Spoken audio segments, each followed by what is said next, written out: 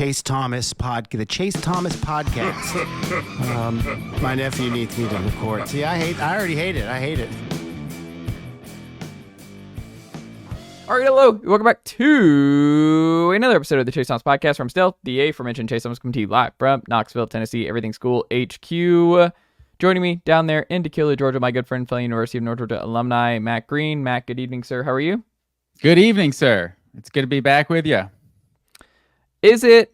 Both of our teams are very flawed, Matt Green. Very flawed in very different reasons. One more than others, sir. Some more than others, for sure. But man, I don't know what it's been like for you these last few weeks. I mean, you have the loss to Bama. You kind of coast over Auburn. You play Kentucky really close.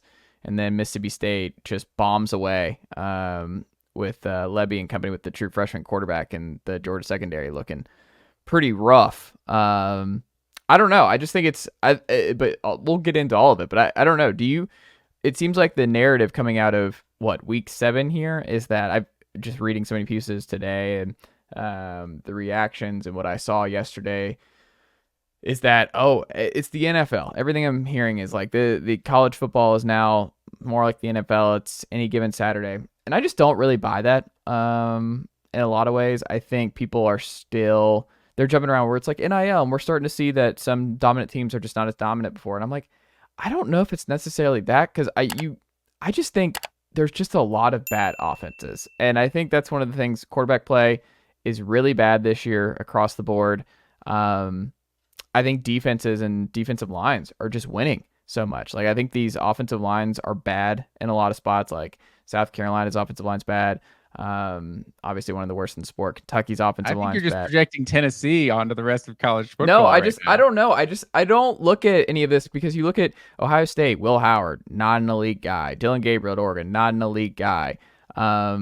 Carson Beck, not what you thought he was going to be. Saturday night. I mean, he didn't look elite. He looked fine. Like, Oregon's had significantly better quarterback play than what they got there, and they got better quarterback play the last 2 years with Bo Nix than what they're getting from Dylan Gabriel. That offense is still not anything special. First round pick, Gabriel's not a first round pick. Gabriel, I'm not saying he should be a first round pick, but dude balled on Friday. He was fine. Like, he's fine, but he's not like he's not a. I don't know. My point is, we're not. Quinn Ewers. He's not generational. That's Quinn Ewers. That's not really an insult. The best play, like the team who might be the best team in college football, they have a quarterback where it's like they look fine with Arch Manning, they look fine with Quinn Ewers. Like, he's okay, but he doesn't look like an obvious number 1 overall pick. Like, I don't know. That to me is more of what's going on this year. It's just, I think quarterback play across the board is rough. I think defensive lines are kicking a lot of offensive lines' tail week in, week out, but I don't know. I think people are quick to jump to like, this is NIL and the transfer portal and everything else. And I'm like, I don't know if that's necessarily the case. I mean, last year that wasn't the case. And I don't think it's been around for a couple of years now. I think there's been a lot of overreaction to the first 7 weeks of the college football season that like, we're in the NFL parity model. And I don't know if I necessarily believe that. I mean, I think we're a lot closer to that. I think 2 things can be true. I think this could be like a class of quarterbacks right now that's not, elite of elite, like some years is. Like, I still think, Shedeur Sanders isn't on one of these elite contenders, and he's a potential first round pick. But, I think with Carson Beck, with Quinn Ewers, with Dylan Gabriel, I think there's still plenty. Like, we saw Drew Aller play one of his, I guess, up and down games, but ultimately good. We're not used to Ohio State not having an elite quarterback. Like, basically, they've gotten elite quarterback play. Whether or not it was a elite draft prospect is another story. But at the college level, their quarterbacks have been as good as it gets for about a decade until the last couple of years. So we're not used to seeing that. Cam Ward looks pretty damn elite. So I don't know. I still think there's a bunch of good quarterbacks out there. I think you have to point to this portal, like the transfer portal. It's not going to even the playing field and have parity across the board like ever. The rich are still going to be the richest, but right now it doesn't feel like there's that true dominant team. Like, I think Texas is the closest looking to it, but it's like it's felt like in the last decade or 2 in college football, every year the top 3 or 4 or 5 are on another level than everyone else. Like, maybe we don't have that right now, and maybe it was the perfect time to get to a 12-team playoff. But I mean, you look at last year, like Michigan, as good as they were, like, I don't feel like we necessarily thought they were one of the greatest teams of all time, and their resume kind of says they were one of the greatest teams of all time. So the parity kind of could have already been coming down a little bit. We saw more good college football playoff games the last couple years in 2022 and 2023 than we have probably in the whole history of that 10-team format, or that 4-team format that we had for a decade. So, there's some evidence to point to it, but I think eventually it has to, the portal has to impact like just how good those top teams were at the second and third strings just every year because of how they recruited. And now they won't no longer have that head and shoulders advantage. Maybe, but the top 4 teams in FPI right now is Texas, Ohio State, Alabama, and Georgia. 4 biggest spenders, 4 biggest NIL. And look at how those teams have played this year, though. Like, I mean, Ohio State hasn't really played anybody until Oregon, and they lost, but like they've had their kind of sleepwalking. Like you didn't really know what to make of them. Alabama's played multiple close games. Georgia's played multiple close games, and like those are the top 4, and they don't seem to be that much better than the teams on their schedule so far. Yeah, but then you have Notre Dame, Tennessee, Oregon, Penn State, Miami, Clemson, Texas A&M, USC, LSU. These are all top 15 recruiters. Like I don't think really much has changed. My gut is like you look at the top.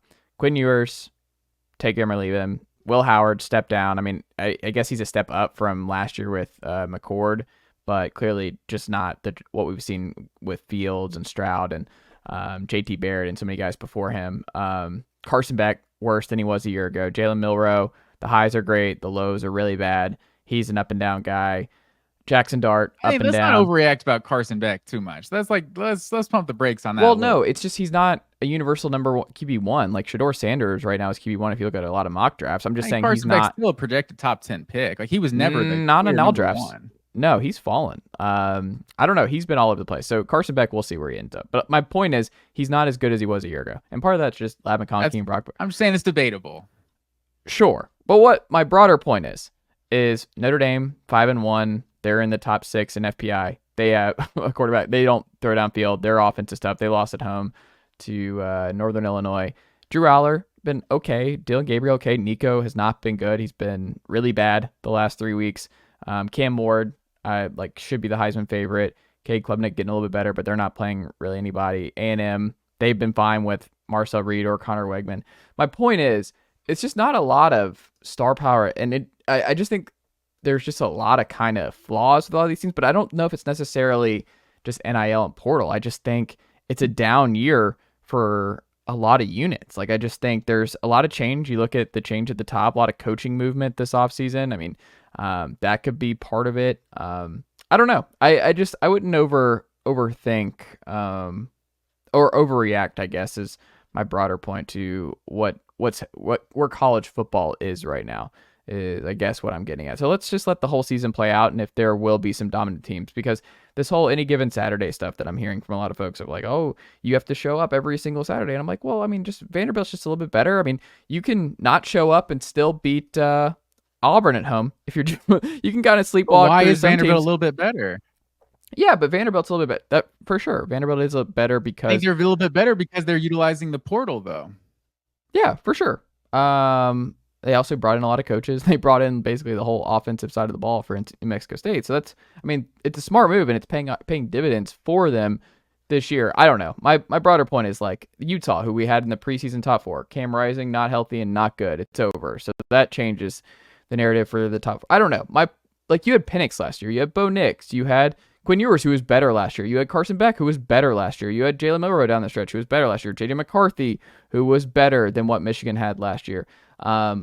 I just feel like there was a lot. Jaden Daniels, obviously at LSU, wins the Heisman. I just looked up and down the top of the sport last year, and there was just a lot of elite quarterback play.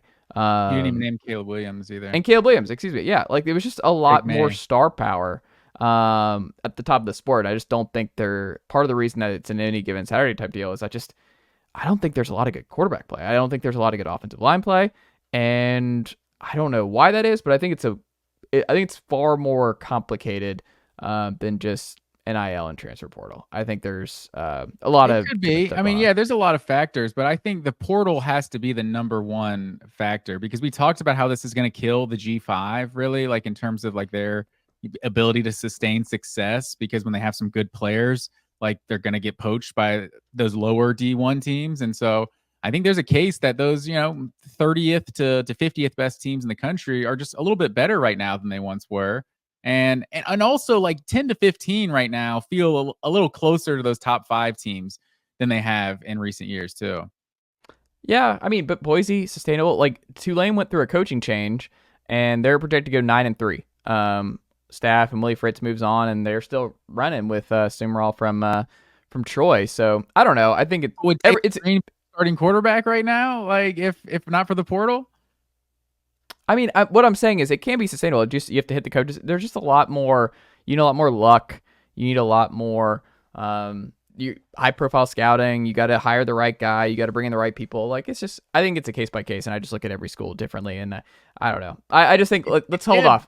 Let's see at the end of the year if they're not some true dominant teams, because I think people are just assuming that it's gonna be a lot of 9-3 and 10-2 in the SEC and stuff like that. But like, what if it's a big separation point where Alabama, Georgia, I don't know if Alabama, Georgia, and Texas, can they all finish 11-1?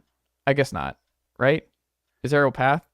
Yeah, there's a path for that. They can all go 11-1 because Georgia can lose to Bama, beat Texas. So yeah, so I mean that could happen, and then we're all like, wow, oh, okay, the traditional big 3 all went 11-1, and we were like, oh, the SEC's wide open, and it's even like that can still happen. So like, let's just let. No, that's true, and that's definitely part of it. Like overreacting to the big time upsets early in the season. It's like, well, maybe it turns out Missouri wasn't a top 10 team. It turns out Michigan wasn't top 10, and it turns out Ole Miss wasn't a top 10 team, and things kind of correct themselves. Tennessee and is not a top 10 team. Cream Rises to the top, Yeah, maybe Tennessee's not a top 10 team. So, and then you actually do see who the elites are. And maybe Georgia's not a top 10 team. Who knows? We'll find out.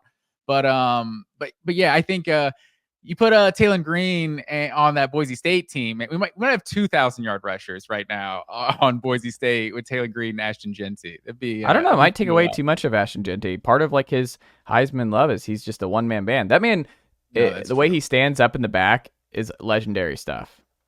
Just ready to go. Terrifying stuff if you're in an opposing defense with him. I hope he wins the Heisman because he's awesome. All right, Matt Green. I don't know. I wanted to be invited to New York. I don't know how I feel about him winning the Heisman. Like, depends on how many yards, man. He's on track for some bonkers but, man, numbers. We're gonna have to look at that schedule at the end of the season, like, and look at whatever the other big time, what Cam Ward does, or someone like that. But we'll see. We can evaluate it at the end of the year. I mean, he's at. Let me pull it up. He's at Travis Hunter. Obviously, he left the game this weekend. If he stays healthy, like what he's doing is kind of absurd. So he's like a Shohei Ohtani. If he's doing it through the season, it's like you kind of have to give him the MVP. Yeah, you got to give him the Heisman. Yeah, and it's like, well, I mean, Lindor should win MVP. Like, he's just the coolest moments. It's like, no, he's been the most valuable to that. It's like, yeah, you can do it. It's like the whole LeBron thing. It's like we could give it to LeBron every year during his prime. This year, you can make a case because Ohtani's only hitting, but like when he's pitching and hitting, it's like you just. Oh, this guy's a top 10 hitter and a top 10 pitcher of the league. Yeah, I think he's the most valuable player. Like, this guy's our go-to option at receiver, and he's our shutdown corner. Like, yeah, I'd say he deserves it. But I mean, you saw Colorado almost won the game this weekend without him. So, and that's always what the worry is with Travis Hunter. Not to get on a side topic, but it's can he stay healthy playing the snaps that he does? Ashton JT is already about to pass his entire 2023 load of yards with 100 less carries. He has 126 carries, 1,248 yards. He's averaging 10 yards a carry, Matt Green, with those kind of carries, 17 TDs. Like, he should be the favorite. Like, I think Cam Ward is going to win, and I think Cam Ward's in that top 2. But Ashton GT's putting up bonkers numbers for Boise. I don't know, man. If he keeps it up, is like already being on the radar, like early October. So he already did that. So it's definitely possible. I mean, he runs for, what is Barry Sanders' record? It's like 2,600 and something. So, well, I guess the playoff, does the playoff count? Because if the Boise makes the playoff. I mean, it won't for the Heisman ceremony, like, but he could eventually break it. He just won't have it when the ceremony's happening. Yeah. All right, Matt Green. Well, before we dive into how things went for the Vols and the Dogs, and along with the rest of the big takeaways from this weekend in college football, how did we do, Matt Green? We have a new leader, sir. Things have changed in the standings. Really started to hit my stride after some early season struggles. went 8-4 against the spread this week. You went 5-7, not your best week. However, overall, when you're picking winners, you were 7-5 picking winners to my 6-6, ironically enough. So you are now 54-31 overall in the season, to my 53-32. But against the spread, I lead you by one game, 37-47-1 to your 36-48-1. And then we got to talk about Zeus, home dog of the week. Sir, I told you it was going to be a home dog kind of week. And I know some people might be saying, oh, all those home dogs didn't win. But Zeus is about making the people money. And these home dogs made the people some money. He told me he misinterpreted the spirit of the home dog. He told me 5 home dogs were winning. West Virginia, that one was wrong. It was actually Oregon. So, he did that one wrong, but 4-1 on the week for the home dogs of the week. Colorado and USC covered the spread, didn't get it done in terms of win-loss. But man, that Colorado, both of those were some great games. But Arizona State and LSU, both teams, home dogs, got it done this week. So I'm giving Zeus 4-1 on the week because Colorado and USC, they won the people money. So the West Virginia, we'll give them that one. But Zeus is now 7-5 on the year with his home dogs of the week. There you go. Well, Matt Green, let's start with the Vols, who survive a home victory over the Gators. They beat Florida back-to-back home games for the first time since 1990 and 1992. This one was in doubt for the majority of the game. I have so many thoughts on this. Before I even dive into my perspective, what was your perspective as an outside observer on what you saw with Tennessee escaping in overtime with a victory over the Gators, Matt Green? For one, I think Tennessee may have some problems. I'm really worried about this offense now. This is 2 weeks in a row that they've been shut out in the first half against 2 teams that have not been very good defensively, been playing most other teams on their schedule. Arkansas wasn't exactly setting the world on fire defensively, and neither was Florida. So the fact that they were still able to get pressure on Nico, I'm really worried about this Tennessee offensive line. Like, it's interesting with how well they run the ball, how bad they also pass protect. Like, it's kind of an anomaly, I feel like, with this Tennessee offensive line. But I think one thing I noticed from this game,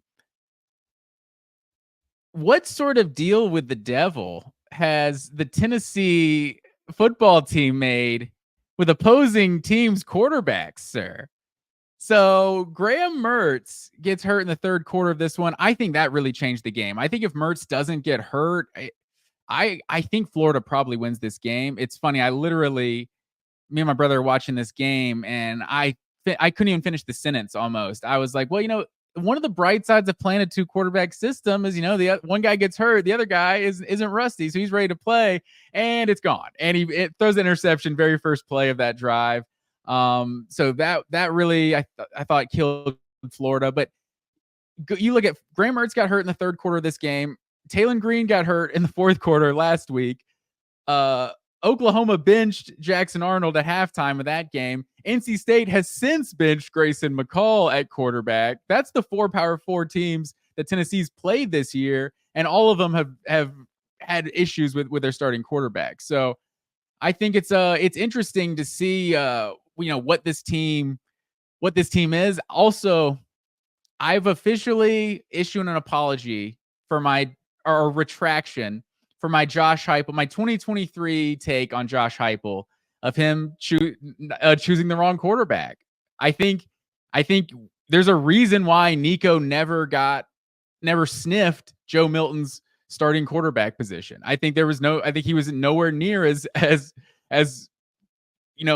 was going to prepare Tennessee to win the game as Joe Milton was. He's not the best quarterback to put you in a position to win. So I retract that, because I think after watching Nico play for 6 weeks, I think it's obvious why this guy was not playing last year. And now I'm starting to wonder, how good he is going to be this season. And I mean, he could still be a really good prospect down the line. You see the raw materials, like you see the running ability, and you see how, he's got, like how they talk about pitchers that have easy gas. It's like he can flick the ball 50 yards. So you see the arm talent and you see the running ability, but man, some of those deep balls they threw on Saturday night, like, just had no chance. They just looked like prayers. I don't know. There could always be miscommunication and things like that, but for a guy that has such a strong arm, I'm worried about Nico just throwing the deep ball. It doesn't seem like teams are really worried about Tennessee stretching them vertically this year. So there's a lot there. It's something that Sports Source from the pod, John Piddington, he opened the show with here locally, and there's two ways to look at this Tennessee team right now: the glass half full and the glass half empty. Because on one hand, you're winning, you're 5-1. Your defense is one of the best in college football. You just lost your starting middle linebacker. Looked bad. He was in a brace in the second half, and Keenan Pili just doesn't look good. That Keenan Pili. I don't know. I don't have any information on what's going on there, but it didn't look good for Keenan Pili in the second half. So I don't know. I guess we'll see early this week what it looks like for him. But he did not go back in the game after going down early. That's gonna be something to monitor. But this defense still was really good, especially in the red zone. Like the James Pierce forced fumble at the 1 was just elite stuff from James Pierce, and it's why he's a projected top 10 game pick. Changer for sure. Yeah, and you said, like, what I thought was interesting, and this was my reflex too after it happened, where Graham Mertz like just steps wrong. It's kind of wild what happened there with Graham Mertz, and I don't know what's going on there too as we're recording this, but that didn't look good either. And you talk about the 2-quarterback system, and this is why, like, one of the benefits is if, like, you do lose one, then you've got somebody else who's gotten reps and he's not coming off the bench cold and this, that, and the other. DJ Lagway's first pass coming in was a pick to Arian Carter to set Tennessee up in prime field position. So Lagway flashed a little bit, but part of it's funny you bring up the Nico part of this last year with Joe. You can make a case the other way, because everything is just, it's so interesting, because I go back and forth on a lot of this, because now you're saying that maybe Nico should have played a lot more last year, so that you could have gotten a lot more of this out of the way and done more of a 2-quarterback system with Joe last year, because you weren't playing for a national title. You weren't playing for the college football playoff. Like, it was kind of a gap year. And I understand there were struggles, and maybe you just didn't want to throw a true freshman out there, but I wonder if you ask Josh Heupel now if you could do a do-over and know with what you know and have seen from Nico through the first 6 games of the year, would you have played Nico a lot more with Joe and, like, given him some more reps and not use the red shirt? Because that's something else I see a lot. It's like, yeah, he's a freshman. You go, it's like, well, no, he's a sophomore. Like, he's a second-year player. We got to stop using freshmen. I see that all the time. There's a lot of ball fans who just are throwing the freshman stuff around. I'm like, he's not a traditional freshman. Like, let's just stop doing that. He's a redshirt freshman, and he's been in the system now for 2 years. And he was an early enrollee in December for the bowl game against Clemson almost 2 years ago now. So he's been with the program for a while. Point being, he's still learning. He's still growing. They let him rip it a lot more in this game than we'd seen the last 2 weeks. He was at home, a lot more comfortable. But Nico really struggled. And I think Nico would say if you asked him, I'm sure would be like, I really struggled here. I mean, he threw a pick into double coverage in this game. He fumbled an RPO look on the first drive of the game where Tennessee was driving, which really hurt. And you mentioned the Graham Mertz hurt thing. I don't know if it's necessarily true, Matt, because Billy Napier called one of the worst games I have seen a head coach call. So it's like the instinct I get to be like, oh, well, if Graham Mertz stays in the game the whole time, then Florida is going to care. It's like, did you watch the game? They had 12 men on the field right before the half, and then they have a 10-second runoff, so they don't even get a chance to take the field goal. That 3 points ended up being huge for Florida. Yeah. They were in the red zone multiple times and came away with nothing. They were stuffed on 4th down multiple times. So the idea that Florida would have been able to piece this all together, even with Mertz, and not throw it away in a different way, I don't necessarily believe, because Florida found all kinds of ways to lose this football game. Tennessee did some wild stuff. Like, Tennessee going for it on their own 10 early in the game was wild, and I still don't agree with that one. They got it 4th and 1 Yeah. at your own 10, but like you can't be doing that. Like that's just, I understand you want to get a jump start for your offense. I know it's a lot of faith in your defense because again, the defense has been unbelievable all season long and is one of the best in college football, but don't put them in that spot again. And I understand, like you just can't, like that's just not something you can do. You can't go for it in a 3-0 game at your own 10. Like I don't care what. Also, if you get that, okay, we have a first down at the 11. Like what are we doing? This doesn't like put us in scoring range by any means. No, it was and then that's the same. It was a lot. They ended up throwing a pick anyway. Like Nico 3 plays later threw a pick. So you went for it, and it's like it didn't end up doing anything anyway. But so this is why it's so complicated right now with Tennessee and why we're at a crossroads. And I think I said he had to get this one, and Heupel had to get this Florida game. And it's when you, like I told folks, enjoy it, soak it up. These don't come very often. These rivalry games are hard. Enjoy this win against Florida. And I think some people were kind of like stunned that Tennessee fell in the coaches and AP poll this week. Honestly, I thought they could have fallen farther because if you have been watching this team and been watching these games, this offense has a lot of problems. I do think in a positive instance, Dylan Sampson's just a superstar tailback. Like he was awesome late in the game again. He has been unbelievable in the second half, putting the team on his back when the offense has been shut out in back-to-back first halves here. Dylan Sampson's the dude. So he is keeping everything alive for Tennessee here in the second half when they've dug themselves a hole because they honestly should have beaten Arkansas, and a lot of that goes to Dylan Sampson and what he was doing for Tennessee in the second half.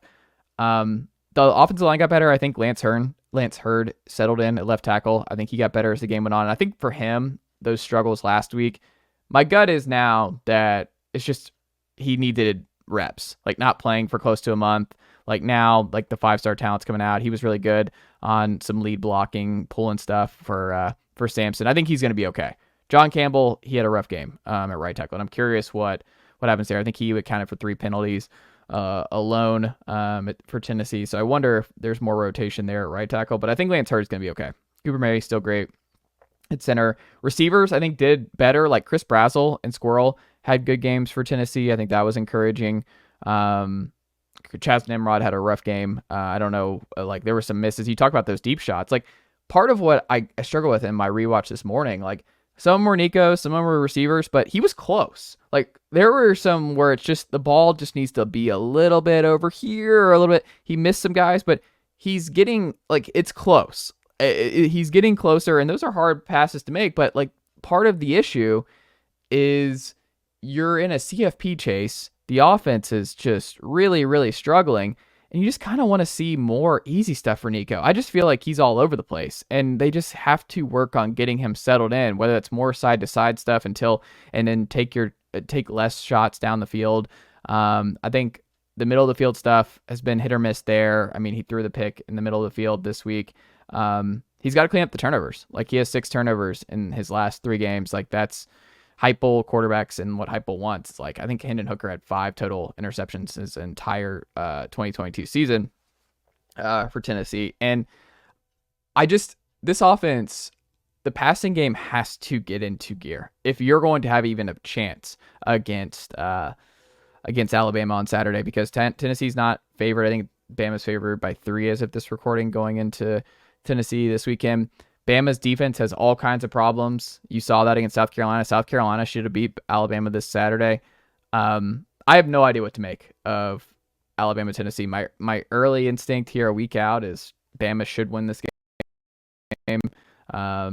But I don't know. We'll see where I'm at by the end of the week. Bama minus 2.5 as of right now. And that just goes to like how little people like, because Bama should be a lot higher based on what Tennessee's looked like the last 3 weeks, but because Bama's defense has been atrocious of late, and ever since the second half of the Georgia game, Bama's looked like a totally different team, and they're very gettable, and obviously Tennessee beat them 2 years ago at home, so we'll see how that goes. But I don't know, you just feel so weird because you have an offensive first coach, you have this 5-star super talented quarterback who is just going through some really, really tough growing pains. But you can't really wait on these growing pains, so people are getting frustrated because you have these great CFP odds. Ole Miss goes down. Mizzou doesn't look legit. The SEC looks very open for Tennessee right now. If you can get through Alabama next weekend, I think 10-2 feels really realistic for this team. And then you're a playoff team. You drop Bama, then you've got a bye, and then you got Kentucky. But at Vanderbilt's not a gimme anymore. Vanderbilt looks good. Vanderbilt's got a better offense than Tennessee right now. That's going to be a hard game for Tennessee to escape Nashville with a victory with how this offense is. So I don't know. Like, this offense getting shut out in back-to-back weeks is wild. I never thought we would see this in the Heupel era. So I don't know how much longer they can keep getting away with it, but I also wouldn't be surprised if certain things got fixed because they're home for the next 3 games and they're home here. Like, playing at home is easier. You see that in like college football, and especially in the SEC, playing at home makes things easier. So maybe Nico continues to get more comfortable in the pocket and things get better, but I don't know. Like, it's just such a weird thing for this team to be in because the defense has carried them. Dylan Sampson has carried them. And they're just, like you said, like the backup quarterback stuff in the second half, they're escaping these games that Tennessee could. I mean, you got to find a way. It doesn't matter if it's pretty. It doesn't matter how you do it. You're still 5-1 and you have a lot of stuff in front of you. You're in a good spot. But at the same time, I understand Tennessee fans who have been a little demoralized by what this offense has looked like the last 3 weeks because you thought that coming home, like you said, this Florida defense is not good. And this Florida run defense has not been good. And Florida outgained Tennessee in this game. And I don't know. I could understand where you come out of it and you're like, I don't know what to think about this Tennessee team right now because this offense is just one of the worst in the SEC right now. It doesn't mean it can't get better, but it better in a hurry because Alabama's coming on Saturday. Kentucky is going to give this offense problems. Vanderbilt's not a gimme. At Georgia, we know what that's going to look like for Tennessee. So I don't know. I'm not going to pretend to have a strong feel. It doesn't feel like a top 10 team right now. It feels like a top 2, top 3 defense, but they're playing some Iowa football, Matt Green, right now, and they're winning games on the ground with their star tailback and an elite front seven. And Boot Carter, true freshman, he was dominant in this game. He played his best game at star. And the corners, Ricky Gibson and Jermod McCoy were awesome. So there was a lot of great. Aaron Carter I mentioned. James Pierce had another great game, but the defense is going to carry this team. Dylan Sampson is an absolute dude. He's going to continue to carry this team. I think there's some encouraging signs from Brazel and company at wideout. You hope they can continue to get better, but I think you're going to have to roll out Nico a lot more. The pocket stuff is just not there right now, and he's going to have to run. He's got to use his legs more because he's fast. He can move around in the pocket. He's a lot more comfortable out in space, it seems, but you gotta. Here comes Bama. Like I don't know. Like I have no idea what Saturday is gonna look like, Matt. No read on it whatsoever. I think it's interesting that people are now coming around to what I was saying, and now I'm changing my tune with how they should have addressed Nico playing in 2023. But I think there's this notion that Tennessee's offense is a cheat code. Whatever Heupel does, it's gonna work. And now with this 5-star quarterback, it's gonna be the best it's ever been. And I think what it comes down to is, how many 5-star quarterbacks do we see not pan out? They just weren't as good as people thought they were going to be. I'm not saying Nico is a bust and he's never going to be any good, but it's like that's also a possibility. And it's like last year, I don't know how anyone can watch Nico play right now and be like, this guy should have been playing last year. Like, I think the gap year thing doesn't exist with coaches, with the people that are actually doing this for a profession. The gap year thing, like that's fans. You're like, look, we're not going to be good at it anyway this year. Bring the guy in to take his lumps as a freshman, and then he'll battle through, and then he'll be tested, and then he'll be ready to go as a sophomore. Like that was kind of my theory, but that only works if the guy is anywhere close to as good as Joe Milton. And maybe this guy was just nowhere close in practice when Josh Heupel got to see these guys play. Maybe he was just nowhere close to Joe Milton. And so you have to look at those, 85 guys you got on your team and say, we're going to start the guy who looks worse every single day in practice. But it's going to be better for the future. And some of these guys are juniors and seniors. And they're like, what the hell? We want to win now. And yet, so you got to do what's best, what helps you win now. And I think it seems apparent that Nico was not ready in 2023 because he doesn't look particularly ready in 2024. But you could have been a lot more ready in 2024 if you had given him those reps in 23. Because the redshirt doesn't matter. Because if he is good enough, he'll be on in 2 years anyway. Like the redshirts don't matter for. I'm with you. that was my theory, but he had to just have been so much worse in practice than Joe Milton. Like there had to be like no justification, because I think you look at what he is. I mean, Joe Milton, I think you would have to say Joe Milton to this point in the season last year is better than what Nico has been to this point. And so, and Joe Milton wasn't like, it's hard because Joe was also significantly older than where Nico is right now. The line was better last year than, even when Cooper came back, the line was better than where it has been this year. The line has been the worst it's been in the Heupel era. The receivers, I think still slightly better. Receivers struggled last year, but I don't know. It was still a little bit of a better situation. But again, Joe's significantly older. Like he's what, 4 years older than where Nico is right now? That's why he gave him a better chance to win last year. I'm not disagreeing with any of that. But what I'm saying is like, what I wonder about, and I would love to pick Heupel's brain on this, is just that like, could you have expedited this development for Nico if he had been able to see a lot more? If he had played in the A&M game where things were not working early for Tennessee, played in the South Carolina game where you've seen now, because DJ Lagway looks solid. Like he's that 2 quarterback thing. It can be dicey, but I don't know. I think now you look at it, you're like, could we have solved some of these just learning curve issues for Nico last year? Not all of them, but some of them by doing it. I don't know. Like Nico is a week-to-week thing. He has all the time in the world. I never thought the offense would struggle like this. So I'm not going to pretend to have any kind of read on where this offense is going to be on Saturday. But maybe Alabama's defense is exactly what this team needs. Like that's absolutely in play because this Alabama back end is terrible. South Carolina was dicing this team up. Georgia diced this team up in the second half. Like Bama has real problems. Vanderbilt diced this defense up. Like maybe that's what the doctor ordered. Nick Saban not walking through that door. Maybe that's exactly what jumpstarts Nico and these receivers. It might be like, because every week has been a surprise to me offensively for Tennessee. To this point, the defense has been exactly what I expected. I thought this defense was going to be one of the best in the country, and they are. I never saw what this offense has looked like the last 3 weeks coming. Never saw it coming. No, I'm with you. This is just a funny conversation because I feel like I'm arguing in my own mind, because this is you're making the exact point that I was always making, which now is why I have to conclude that there was no justification for putting him in last year. Like he just had to have been so much further behind Joe Milton, because you're going to be a Tennessee fan next year and the year after and the year after. So you want what's best long-term for Tennessee, but you're on that coaching staff every day in that locker room. Like, you have to win games right now. You have to win the game that's this week. And clearly he wasn't ready, and he doesn't appear to be ready right now. And also DJ Lagway, if he wasn't a 5-star, would you say that like he looks great? I think he looks good. I mean, I think if you told me he was a 4-star recruit, like I would believe you. Like he didn't particularly look like just this amazing talent either. There's just a lot of 5-star, and not saying DJ Lagway is never going to be good, but I feel like we just make a lot of these 5-star recruits and just expect them to be the savior of programs. And how many do we have to see that just don't pan out and they're not generational talents? I don't know. I think DJ Lagway is pretty good. I think he's flashed a lot early. I would not be surprised if DJ Lagway is really good.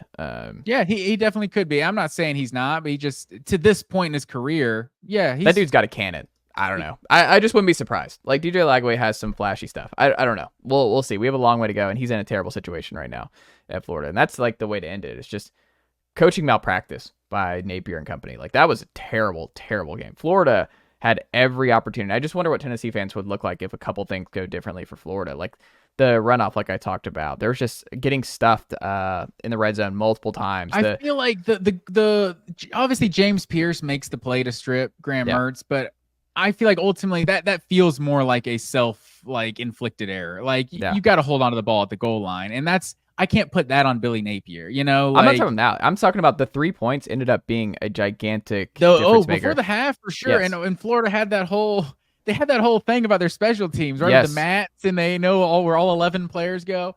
Like, so whatever. I guess so. Come up with another plan, I guess.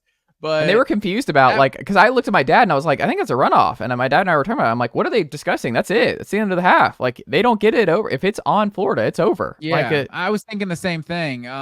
Because and I didn't even realize that they didn't have any timeouts when they were in that last place. They had to that's amateur hour stuff, man. Try to pick up some more yards. The quick pass to the sideline or something. But you can't be doing a fire drill right there before the halftime for no reason. Like, you're already in field goal range. That was just, I'm with you there, but I don't know. The goal line fumble, like, that was massive. Like, missing the field goal in overtime is obviously big. Also, how many bunch of overtime games this weekend? Can we just start at midfield? Like, if your team loses 12 yards, whatever Florida did, and it still can get 3 points out, like, or maybe this wasn't the Florida game, a different game, someone lost like 10, 15 yards and still, was that Ole Miss?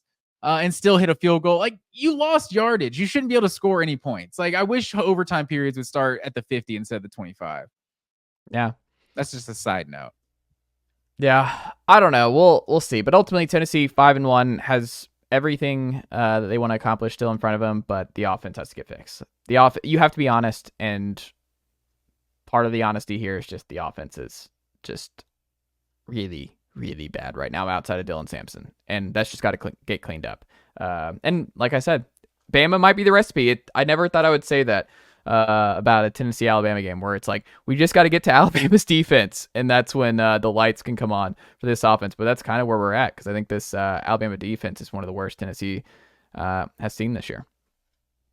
Yeah, that could be, honestly.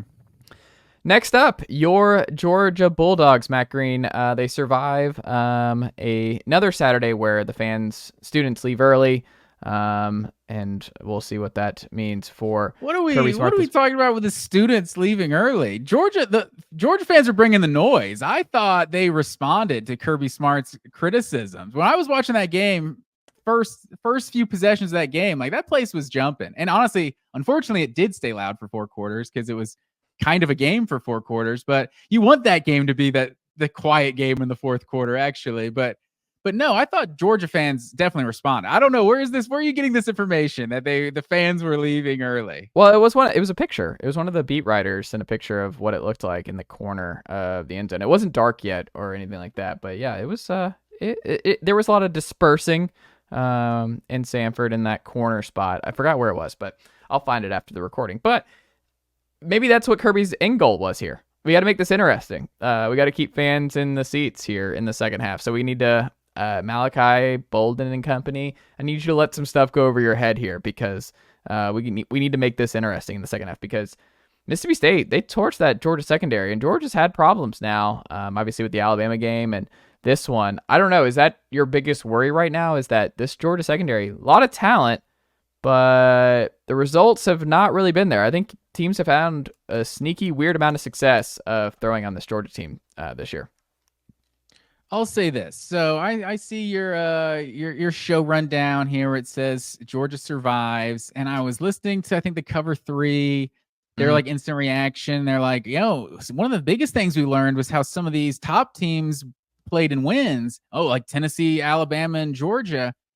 Like, grouping Georgia in with Tennessee and Alabama. Like, Tennessee and Alabama were in losable games in the second half. Like, this Georgia game, like, it was never a close game. Like, that's what's kind of weird. Like, it's so, yeah, I push back to the whole fans, because I feel like just watching the Auburn game on TV, you could feel like there was no real energy in the stadium. This game definitely felt different.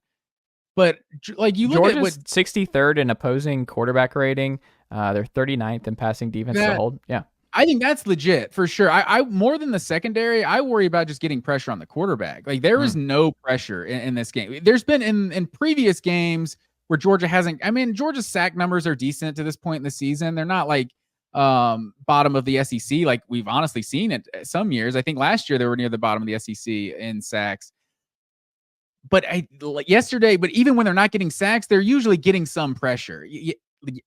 Saturday night, you didn't see any real pressure on this true freshman quarterback too. Like, this guy, I mean, he was making some bad throws early too. Like, he was missing most of his throws, and then I guess he settled in because he wasn't really getting any pressure on him. But I don't feel like yeah, if you didn't watch this game, which I think most people probably didn't, with this being on 3:30 with USC, Penn State, Texas, Oklahoma happening, Georgia led 27-10 at halftime. This felt to me like a game that was on its way to being a blowout that just never really became a blowout. Like, they're up 27-10, up 34-17 in the third quarter, when, I mean, they're driving, I mean, in the red zone to make it 41-17 if they score a touchdown right there. And Beck throws his second interception, which The first interception was just, off of a deflection. Like, those things are going to happen. The second interception, yeah, like that's a poor decision on Carson Beck. But I mean, the game was about to be a blowout. I would say if Georgia scores, makes it 41-17. So credit to Mississippi State. Like, they got back in the game. But I mean, they're down 17 and they score a touchdown to cut it to 10 with a minute and a half left in the game. It's like, this game was never like in jeopardy whatsoever. It was closer than the Auburn game for sure. And it definitely gave you more things to worry about. I'm seeing so much criticism of the offense, and I don't know what I'm watching. I feel like it's 2013 all over again, and people talking about Mike Bobo. Like, this offense had 600 total yards. Like, Carson Beck was dealing in this game, honestly. Like, yeah, maybe he made the one bad decision through the pick in the end zone, threw 2 picks on the game, but like, this offense is making all kinds of plays through the air. Like, Arian Smith, like, the ironic part about this, Arian Smith gets a lot of hate from Georgia fans, like, and he is a solid player. He's got a solid skill set. He's a very rare skill set and just elite of elite speed, but the dude just doesn't have great hands. He's not a great wide receiver, but he has a skill set and you can get him involved in the offense. I think my biggest concern right now with Georgia is that Arian Smith appears to be the go-to guy in the air, through the air, and that was not supposed to be the case. You're supposed to have Ra Thomas. You're supposed to have Colby Young. Obviously, you've had you still have Dylan Bell and Dominic Lovett. But you look at Arian Smith, I think he had 8 targets yesterday, and I think all the ones that weren't catches, he had 5 catches for 135 yards. You look up, and it's like, that guy had a good game, right? But I feel like there's just Arian Smith is having to be too much of the offense. I don't put it on Arian Smith. I put it on Georgia's like lack of depth at the receiver position. Like, he shouldn't have to be the go-to guy. He should be the 3rd or 4th option and just be kind of that cherry on top of your defense. Oh yeah, you thought you've figured out this offense. Now we have this guy with 10 second 100-meter speed to go deep on you, and that's really been an X factor for Georgia's offense at times. But the green line stat of the week I got here for you. In SEC history, oh damn, I just lost it. Here we go. In SEC history, there are 6 quarterbacks all time with 450 yards while completing 75% of their passes in an individual game. In the last 20 years, I should say.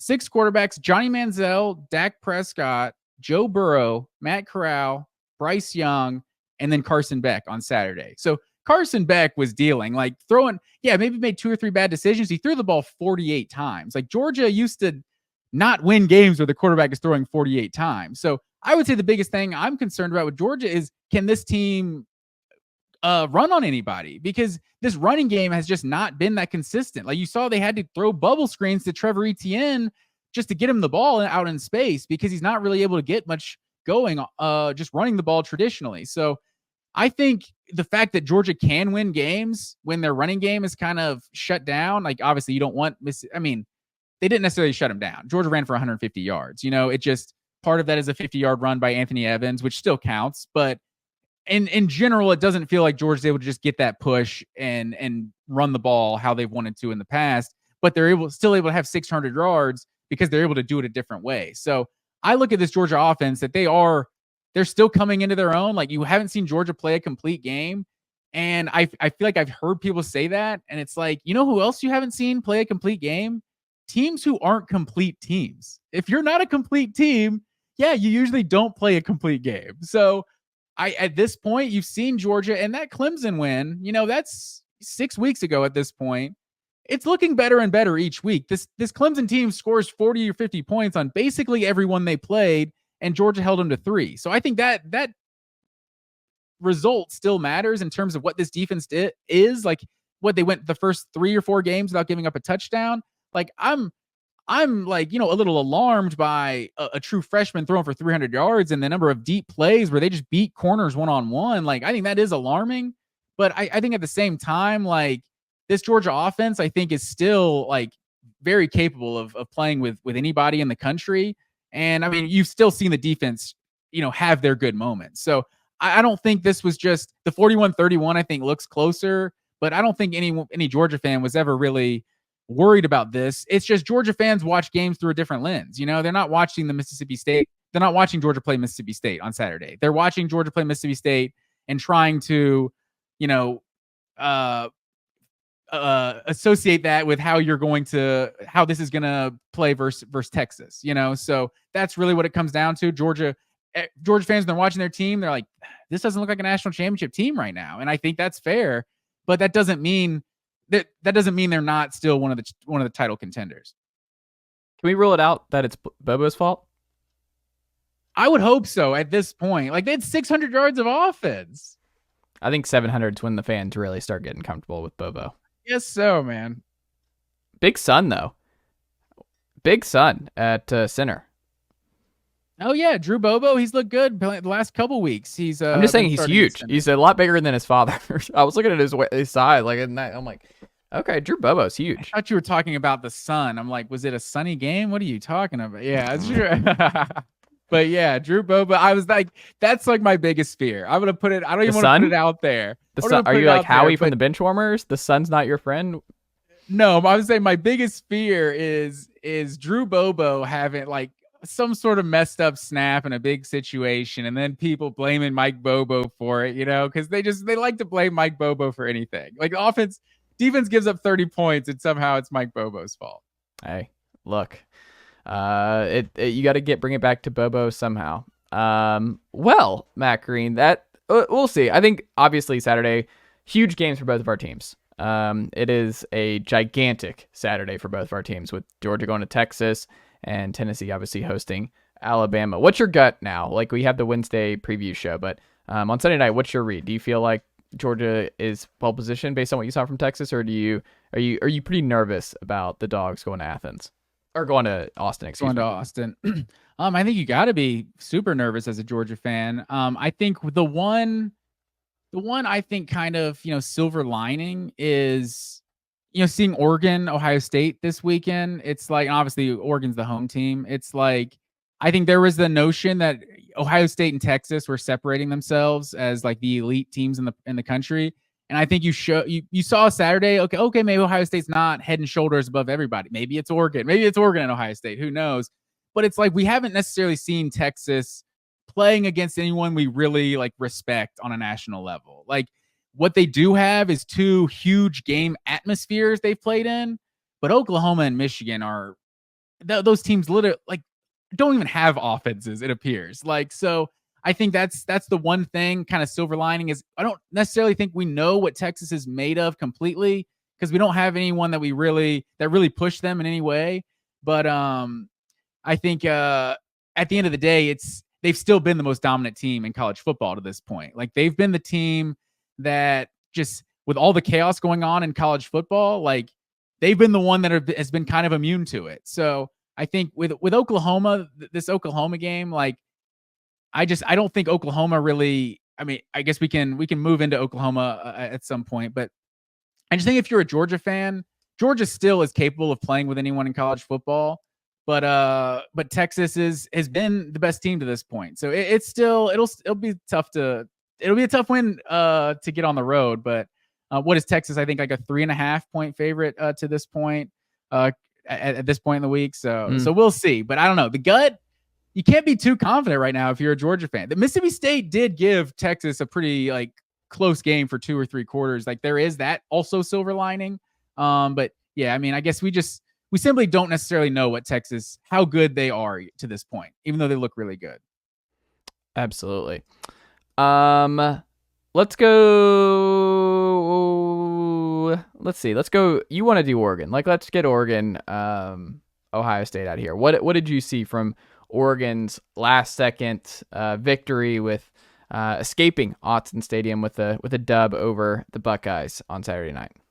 So do we want to start with how this game ended or just start with like the takeaways? Like, I think how it ended is a big part of it, because either Dan Lanning is a mad genius or they got really lucky, but I love the 12-minute, like the theory on Twitter I saw that night, last night, that it was intentional to throw him off with the clock and everything else, that it was the 12-minute. I don't know. So what do you think? Do you think it was intentional by Lanning? So this theory is essentially you're going to play defense with 12. Yes. Because to prevent a big play, essentially, like yes. You're going to play with 12, knowing they're just going to take that 5-yard penalty, and that's going to waste however many seconds and they're still not in field goal range. Yes. If he did that, he's a genius. And if he did it on purpose, it's probably going to lead to a rule change. Like if you have 12 men on the field, like in the final minute of a game, it's like a 15-yard penalty or something, or it's a 10-yard penalty. Like I could see something like that. Like this is a technical in basketball if you do something like that. So I could definitely see that leading to a rule change. I'm wondering. So speaking of rule changes, this has been a sticking point of mine for a while now, is the offensive pass interference. The punishment does not fit the crime, sir. It just does not make any sense. Like if that's a defense, so on that play, so Ohio State gets 1st and 10 down to the 28 with 34 seconds left, right? Then they throw like a 7-yard pass to Jeremiah Smith to get the offensive pass interference. Instead of 3rd and 3 at the 21, it is now 2nd and 25 from the 43-yard line.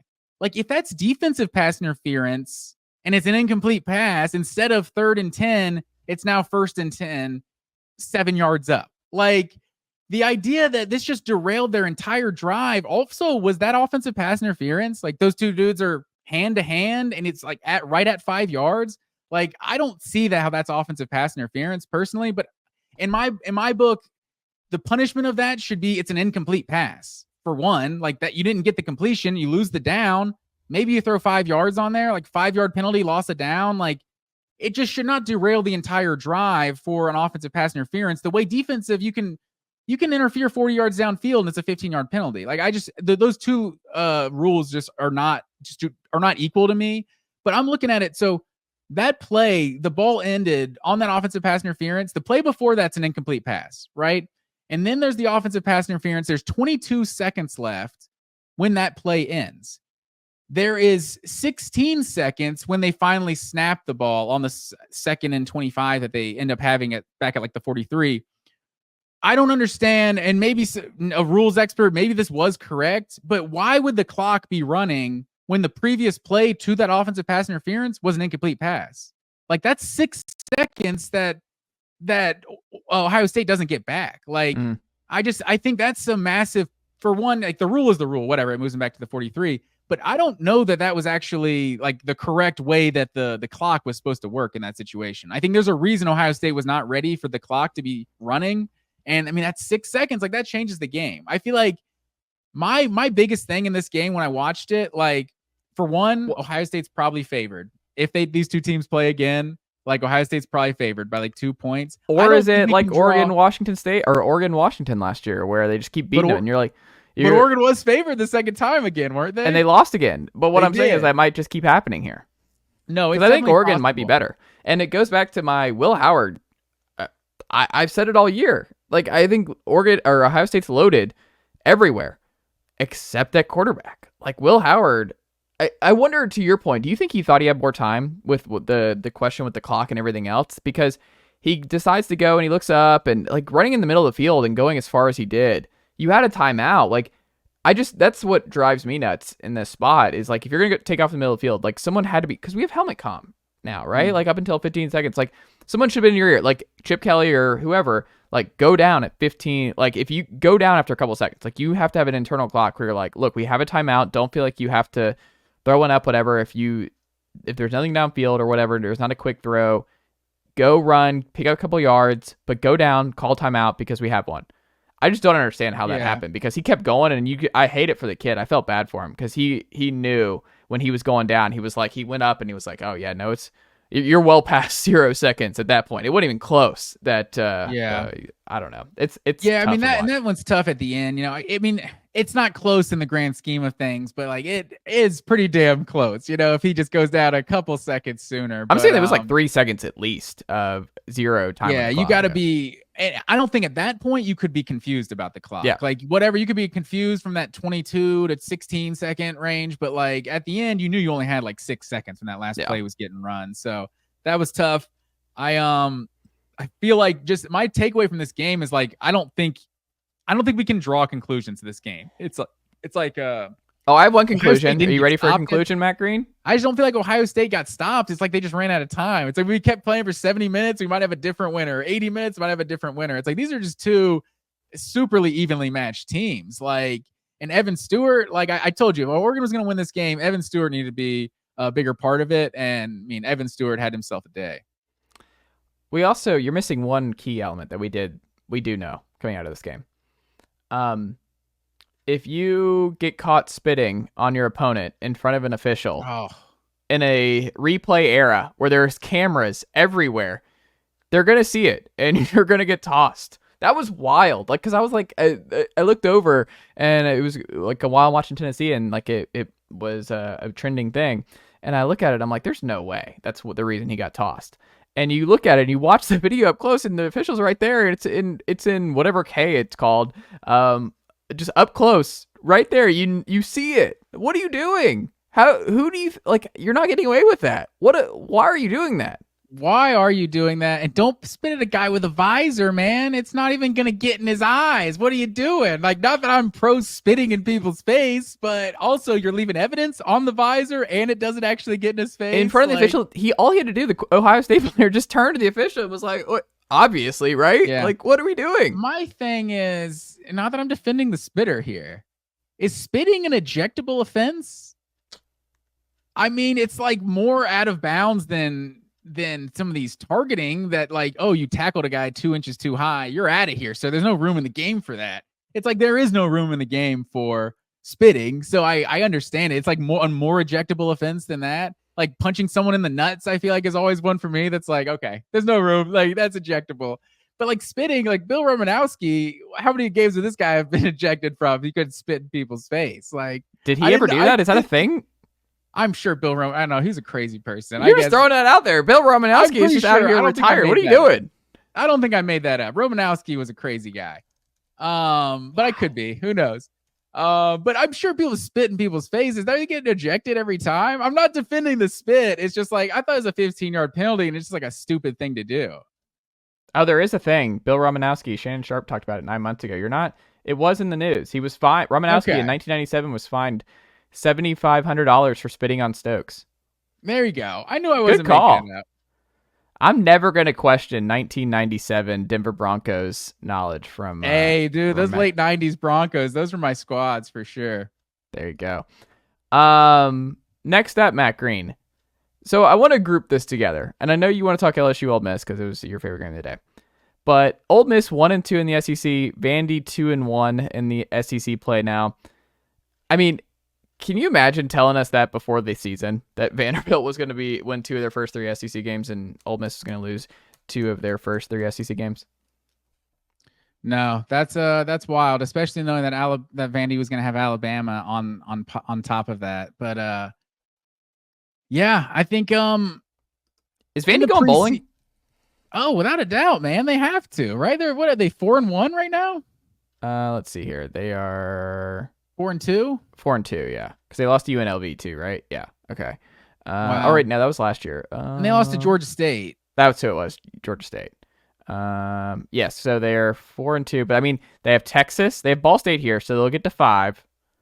At Auburn, South Carolina at home, at LSU, Tennessee at home.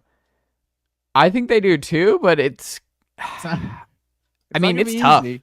It's, man, I don't know. It's must see. The march to 6 is way more viable for Diego Pavia and the Vanderbilt Commodores. But my thing now, I'm seeing a lot of people dump on Lane here again, and like Ole Miss, they're saying it's over. Have people looked at Ole Miss's schedule? Am I taking crazy pills? Like, yeah, you lost close on the road at LSU. That's a good loss for Lane Kiffin. That is a good loss for Lane Kiffin. The home loss to Kentucky doesn't look as bad. Loss? Yeah, I mean, it's a good loss. Like, that's a good loss. It's not a bad loss, I guess. I mean, it's one that doesn't destroy your CFP hopes. It's not losing to Vanderbilt on the road. I think people are overreacting. Like, yes, Georgia's still on the schedule, but you get Georgia at home. I don't know. Like, that's their last toss-up game. I think they're still in position for 9-3 and maybe 10-2 if they beat Georgia. How would that be their last toss-up game? This team lost to Kentucky. Like, I mean, no. Look at it. Look at the rest of the schedule. They could lose to Arkansas. They could. I don't think to so. Florida. I don't think so. I don't know. Mississippi State's awful. So you get Mississippi State at home, at Florida. Florida might not have their current coach. At Arkansas. Arkansas is not good. As someone who, like that should not have happened. Is Ole Miss better than Tennessee? Yes. I'm not really sure based on what. Like, I think Ole Miss looks like a top 20 team. Like, sure, but I don't think Ole Miss is anywhere close to being like a team you can count the wins and then just give a couple toss-up games. Like, Arkansas just beat that Tennessee team, and they have to go into Fayetteville as well. Like, I'm not an Arkansas believer. I think that Arkansas team's still I'm not an Arkansas believer either, but I'm not an Ole Miss believer. Like, I don't think Ole Miss. They're going 9-3 worst case scenario, and I think 10-2 is still on the table. I'm not. Who's on the table? But you think that team's beating Georgia right now? I don't know, but I think 9-3. I just think that people of the sky, like, part of what annoys me about the Lane discourse is, I guess I'm a Lane guy, and I just think people, it's like, it's Ole Miss. Folks, he's won back-to-back double-digit win seasons, and I think people are like, oh, he came up short again against a key spot on the road in Death Valley. I'm like, do y'all know the history of Ole Miss football? What are your expectations? He has exceeded them. Like, they were a preseason CFP team. Like, they're still a team that can go 9-3, 10-2. Like, yeah, that lost to preseason rankings matter. But what I am saying is he has elevated this program to heights they've never seen. He is keeping this a sustainable winner when no one else has built a sustainable winner like this in Oxford. Like, Lane Kiffin is the best coach in Ole Miss history. What are we doing? I think people are like, if he's there for 7 years or whatever, he'll get some wins. Yeah, Lane Kiffin is absolutely their best coach of all time. Absolutely. No question. I don't know if that's accurate. I don't know who bought Hemingway. I don't know who those people were, but I'm sure they had a good stats to get the stadium named after him. He's 151 all time as a head coach. I just think people are like, he's what? They see the USC thing. He got fired at 3-2. He went 10-2 his second year at USC. He went 10-3 and 11-3, 5-7 at Florida Atlantic. He won 11 games last year, 10 games in 2021, 8-5 in 2022, and 5-2 right now. He's 39-17 all time at Ole Miss. But what are you saying? No one wants to fire Lane Kiffin. But what I'm saying is, like, people are just like, oh, Ole Miss, Lane Kiffin can't win the big one. I'm like, no one has ever won the big one at Ole Miss. He is extracting every last bit of possibility in Oxford and making it like this. If you're an Ole Miss football fan, you are in heaven. You should be eating all of this up because this is not going to be sustainable once he's gone. This is a great thing. I don't know. I think this team just lost to Kentucky a couple weeks ago. Like, you're not. You almost lost to Kentucky a couple weeks ago, Matt Green, and you won 2 of the last 3 national titles. But he didn't lose to Kentucky, and it was also at home too. It's a little different on the road, but I'm saying they did lose. Losing and winning is a very my god! It was everything. A Brock Vandegrift prayer down the left-hand side that caught like. I don't know why it was not a prayer. It was a long completion. Whatever. Fourth These things and happen long. all the time in college football games. I'm saying you just can't make excuses for Lane Kiffin. I will do it every week on this program. I'll do it. I can tell. This is supposed to be different. Like this Ole Miss was supposed to be a top 10 team. They're supposed to be a playoff team, and they don't look like that to me. I think some of the last couple years of Ole Miss have been kind of, inflated. They've played, they juice up their stats against weak competition. Like they have so few of like the big marquee wins. Like, yeah, you went into Georgia last year and got a 50 spot hung on you. Like they didn't compete. They haven't competed with the best teams. They beat LSU last year. They played Alabama close, 10-24. What was LSU, like an 8-5 last year? LSU wasn't. They were number 13 at the time. Yeah, at the time, that's fine. What did LSU? How many games did they win last year? Like they won like 8 or 9 games. 9-3. Yeah, that's fine. No, 10-3. I think Brian Kelly's won double-digit games every year he's been there. You sure about that? I wasn't thinking so. They won 10 the games last year. You could be right. I think he's won 10 every year he's been at LSU. Let me pull it up. Yeah. Okay. Yeah. Yes. They went 10-3 last year. So yeah, that was his best win. A team that finished the season ranked 12th. Like that's a good win. That's the best win of probably his whole tenure. What was it? 52-51. Not that I'm like, hey, no, yeah. That was the Arkansas game. I'm thinking. But this is a great way of bringing LSU into this, Matt Green. Brian Kelly's doing what he's supposed to be doing. Like, you're supposed to beat Ole Miss at home when you're you should be a home dog against Ole Miss at home under the lights in Death Valley. That's a testament to where Lane Kiffin has gotten this program. Ole Miss favored on the road in Baton Rouge at night. But I don't know what point you're making. Like, no one's gonna fire Lane Kiffin from Ole Miss. I'm not saying fire, but I think the fraudulent stuff and where it's like Lane can't win the big one. I'm like, no one can win the big one at Ole Miss. That's not a thing. It will never be a thing. It was supposed to be different under Lane Kiffin, and I think wrong. It's still I don't know who thought that. I agree. I think he's awesome at Ole Miss. Give him a lifetime contract. So, but do you disagree that he can't win the big one at Ole Miss? Yes. You're just saying it's an because Ole Miss it just problem? hasn't happened yet. If he keeps doing this, I mean, yeah, he's going to be right there. It's going to happen. But He is beat this LSU last year. sustainable? Like, that's the biggest thing. I think you said this is a sustainable winner. Like, they have sustained success to this point. I don't know that it is a sustainable winner with what they do out of the portal and their 25th, 30th ranked recruiting classes year in and year out. Like, I don't know. I don't know that it is sustainable. Maybe. I don't know. Right now, lay off Lane, Ole folks. Miss, What are we doing Ole here? Miss has got at least one, I would say probably 2 more losses on this schedule. They just treat Lane like he's running Alabama or Georgia. And I'm like, or LSU, honestly. And I'm like, what are we doing, folks? What are we doing? Who treats him that way, though? I don't know. I don't like it. Penn State, USC, and that's the other one. I think Lincoln Riley, you could probably make more of a case. Like, they throw that game away late. Tough missed field goal in overtime for USC. But I don't know. I'm still, maybe I'm crazy, Matt Green, but I'm still not selling my USC stuff. I think they're a lot better. I think they're moving in the right direction. It's a tough loss, but Penn State's a top 5 team, I think, right now in the sport. So you played them close at home. I still think USC is getting better, and I also have no idea what to do with Penn State. I don't think they're on the same level as Ohio State and Oregon right now in the Big Ten, but I also am not totally sure about that. I kind of really want to see it, but my gut instinct is they're not, but I need to see it. Penn State is just, I don't know. Are you getting back on your Penn State fandom? They called you Penn State Green when we were at North Georgia. So I'm curious, have you jumped back on that bandwagon or no? I've told you, sir, the properly rated Penn State Nittany Lions. I was picking against USC against Penn State this week, and I was feeling real smart when they were up 26 at the half. I just feel like, I don't know, it's just this overreaction, like Twitter, social media world we live in. I immediately started seeing people clown Lincoln Riley, and I was just like, this was just a really good college football game. Like, why do we have to just like bash someone and, oh, he needs to be fired now? Like, first of all, who is this Tyler Warren dude, this alien at tight end, 17 for 224 and a touchdown? Like, that guy. And that touchdown catch, I don't know, Tyrone Prothro-esque over here. He's like, good. That was the spark that got him. I mean, I feel like that play was kind of just a prayer. He just threw it up, and that dude made a play. So I feel like Penn State's offense was really like nothing to that point. I feel like that really got him going. The biggest takeaway I had from this game is this is just a game that Penn State never wins. Penn State never wins this game. They're down 20-6 at halftime.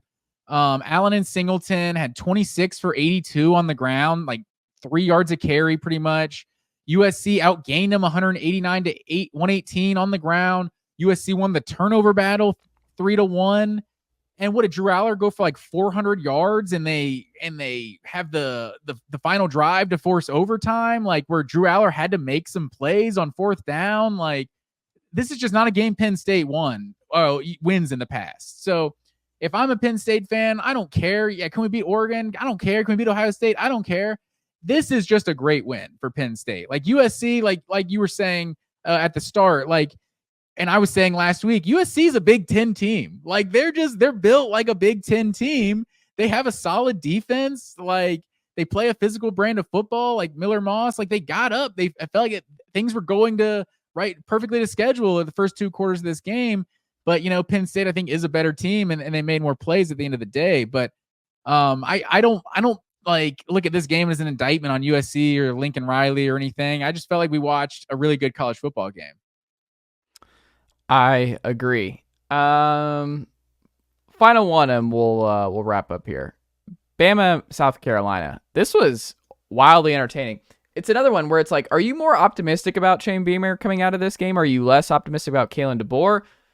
I don't know. Like, I feel like South Carolina's making progress. That defensive line is legit and gave Alabama problems all day. They've given everybody problems all year. Like, they've done great there. I think Lenora Sellers, I still am a believer. Mazeo Bennett, the freshman wide receiver for South Carolina, I think he's a dude. Rocket Sanders had a good game in this one.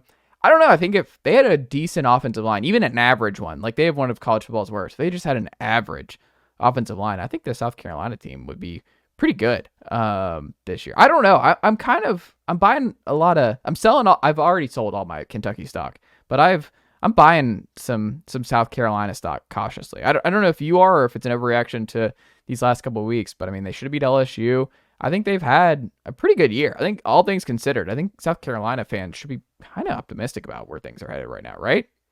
Yeah, what was it that Nebraska always like claimed? Like they're like the best 4-8 team in college football, stuff like that. Like, Yeah. this is the best 3-3 team in college football right now, as far as I'm concerned.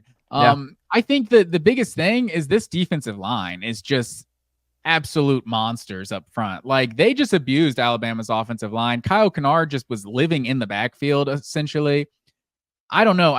They turned the ball over 4 times and lose to Alabama by 2. Like, I just on the road in Tuscaloosa. Like, that's shocking to me. Like, the way they ended this first half was just, I don't know. They just looked like a really poorly coached team, to be honest. Like, good Jalen Milroe, as far as I'm concerned, is the best player in college football. Bad Jalen Milroe is bad. Like, and things go bad. Like, so what happened right before that? Like, so they score that touchdown to make it 14-7 right before the half. And then they get the safety on Milroe. Like, I don't know why you're really even passing in that situation, having Milroe drop into the end zone. And then even after that, South Carolina turns it over, and you still get the interception that they almost returned for a touchdown before the half. Almost ran out of time too. Like, and South Carolina just steals 5 points right before halftime. Like, this was just, I mean, South Carolina's up 19-14 in the fourth quarter. Like, Ryan Williams was basically just taken out of this game. Like, I just don't know what to make of Alabama. Like, this team for a quarter and a half looked like the best team in college football playing against Georgia. And, maybe Georgia's a little overrated and they're not quite as good as we thought.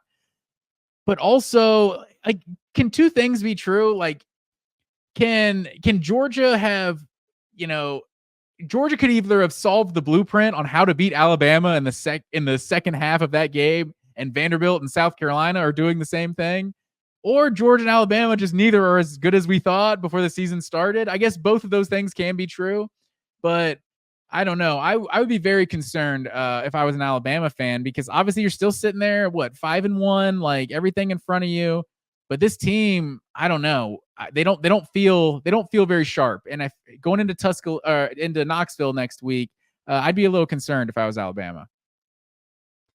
I tend to agree, but I also have no idea. I think both fan bases should be concerned going into Saturday, because I have no idea what to expect. This is the most up and down, like, no feel. I just feel like both Bama and Tennessee fans have no idea what to expect about Saturday. I had a good read on how Tennessee-Florida would go. Like I talked about in the program, I thought it'd be close. I thought there's a real chance Florida could win. My official prediction was Tennessee won by 3.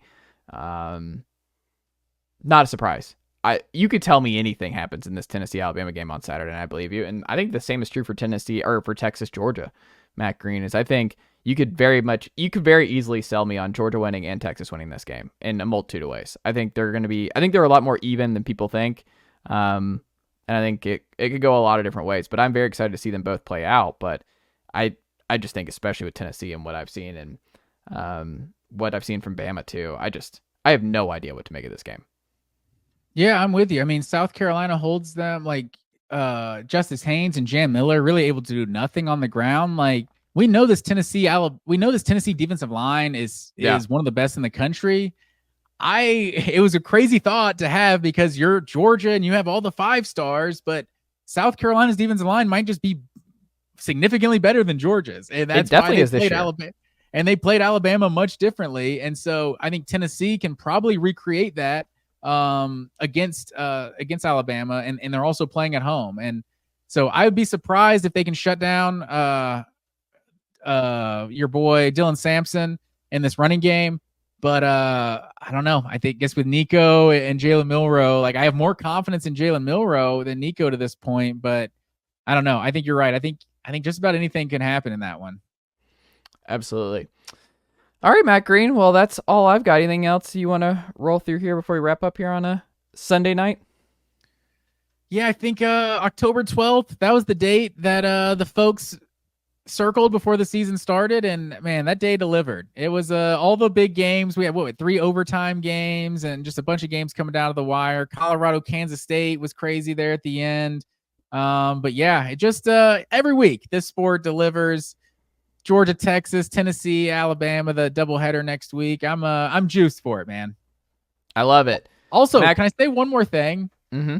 I don't know if a conscious decision was made about the primetime games starting at 7:30 as opposed to 8 o'clock, but that's a game changer, sir. I don't know about you, but the 7:30 versus 8 o'clock, it feels like a big difference. Like those 8 o'clock games, they're ending at midnight. Like, I don't know. It's that 7:30. I don't know what it is, but kudos to the folks at Disney, at ABC for making it happen, because I'm a big fan.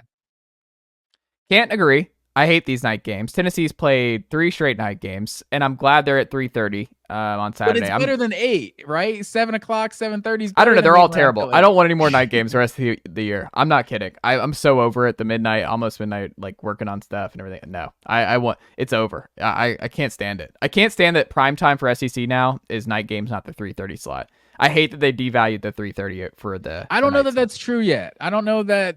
Like with the double header, like they're gonna do what they do. Like, I mean, CBS did that every once in a while, but like this past week, Oklahoma, Texas, I think was the number 1 game, right? And that was the 3:30 slot. So I don't actually know. I know Georgia, Florida was like 3:30 before the season ever started, you know. So there's some of those, but I'm with you. I don't want the best game to be a night game every single week.